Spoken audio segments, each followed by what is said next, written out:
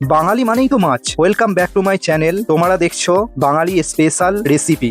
তো বেশি না কথা বাড়িয়ে আজকে সরাসরি দেখে নেব শর্টকাট তরিকায় কিভাবে তাড়াতাড়ি মাছ রান্না করতে হয়। আমি অনুরোধ করব পুরো ভিডিওটা শেষ পর্যন্ত দেখবে।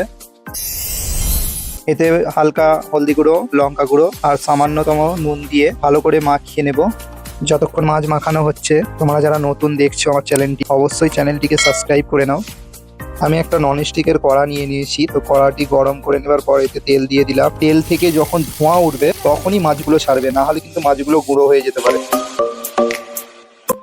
এক পিঠ মাছগুলো ভাজা হয়ে গেছে, অন্যদিকে পাল্টে নেব। মাছগুলি ভালো করে ফ্রাই হয়ে গেছে, এবার একটি জায়গায় তুলে নেব। মাছগুলো তুলে নিয়ে এই তেলটাতেই ভালো করে পেঁয়াজটা একটু লাল করে নেব।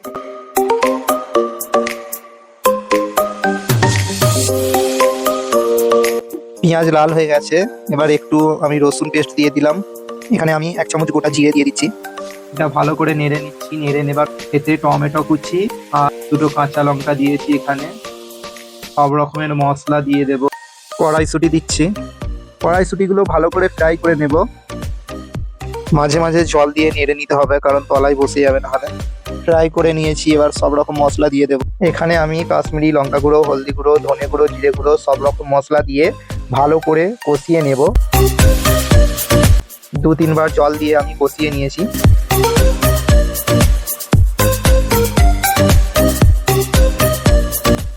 কষিয়ে নিয়েছি, পরিমাণ মতো জল দিয়ে মাছগুলি দিয়ে দেব।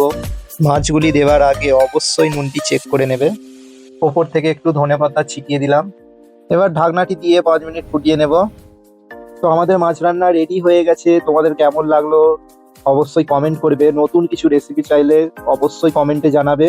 আর ভিডিওটি ভালো লাগলে একটা লাইক দিয়ে যাবে। মাছ রান্নাটা দারুণ হয়েছে, তোমরা অবশ্যই ট্রাই করে দেখবে। শেষ পর্যন্ত ভিডিওটি দেখার জন্য ধন্যবাদ।